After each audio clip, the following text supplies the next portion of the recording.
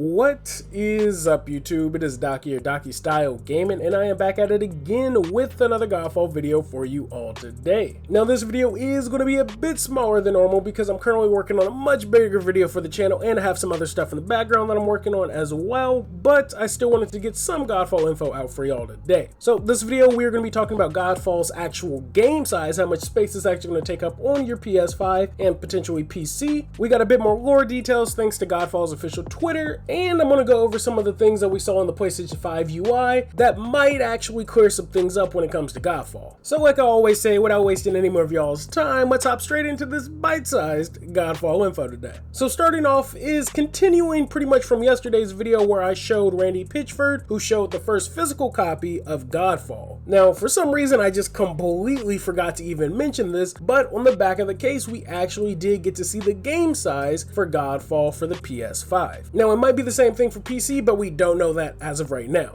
Now, according to the back of the package, GodFall is going to be 50 gigabytes on your PS5, which surprisingly is a pretty decent chunk of game data-wise, especially when it comes to the PS5 and their SSDs and things like that, being able to compress game files a lot more than the PS4 could. I mean, perfect example is we got the game size for Miles Morales for PS5 and PS4, and the PS5 version of Miles Morales is actually smaller in size than the PS4 version. And then when you look at games like Borderlands 3 for the PS4 that launched with 39 gigabytes, it would be safe to assume that the PS5 version of that game would be even less. So with GodFall dropping with a decent chunk of 50 gigabytes for the PS5 is actually pretty nice to see in terms of amount of content that we could potentially be getting in the game, or just the scope of the game and how big the game will actually be. So hopefully that eases some people's concerns a little bit when it comes to how big GodFall is. Now let's move over to something that's pretty much the biggest thing right now happening with the PlayStation community. We got our first look at the PS5 UI. Now, I'm not going to break down the whole UI, but some of the key things to take note of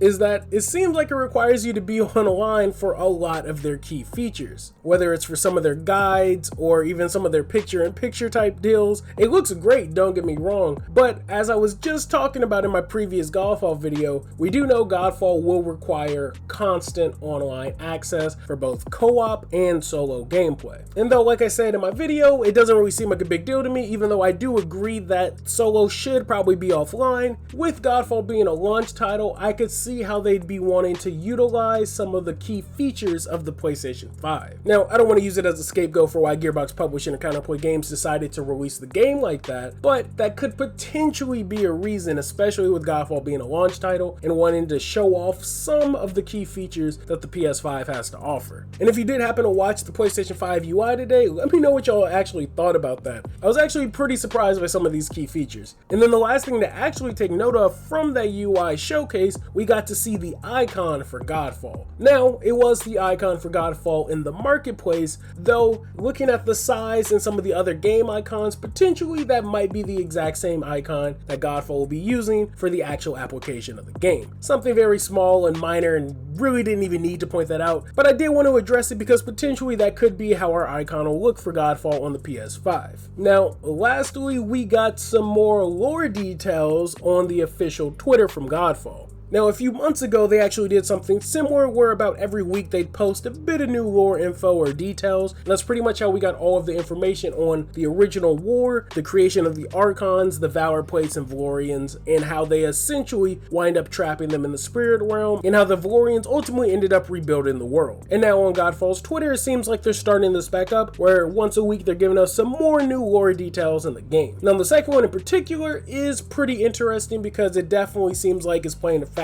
into the actual in-game story, and even references a material or a resource that we'll actually be using in the game. But I'll start with the first piece of lore that they posted called Earthminder's Memoir, and it starts by saying, "We Valorians believe in the duality of preservation and entropy embodied by the sun and moon, represented gold and silver. Upon these aesthetic principles we designed our entire civilization. Such a paradox could never last." And though that bit of lore was extremely vague and definitely doesn't give us any insight into the game, the next one actually does and seems like it's potentially from Macros himself. And the next piece of lore is called Chronicles of the Wolf, which again from the fall cinematic trailer we saw that Macros was rocking the Hinterclaw Valorplate, which is their wolf-inspired Valorplate. But the bit of lore that we got started by saying, where artisans made things, the godsmiths worked miracles. The greatest of their works was the Skybreaker's monolith, a massive device capable of reshaping reality. It's unfortunate that most Valorians only saw it as some kind of Ethereum drill. Now, though that piece of lore was kinda small, it does give us a bit more insight into the thinkings of potentially Macros, and why in fact he's trying to take over the Skybreaker's monolith. From some of the gameplay and dialogue that I've posted in some other videos, we know that his ultimate end goal is to become a god. But Orin also said by doing this, he could end the entire world. And if the Skybreaker monolith has the potential to reshape reality, he could definitely destroy the world. And then it ends by saying that it's unfortunate that most of the Valorians only saw it as some kind of Ethereum drill, and Ethereum is an actual resource in the game that you need to craft certain items. But from this small bit of excerpt, I think it's safe to assume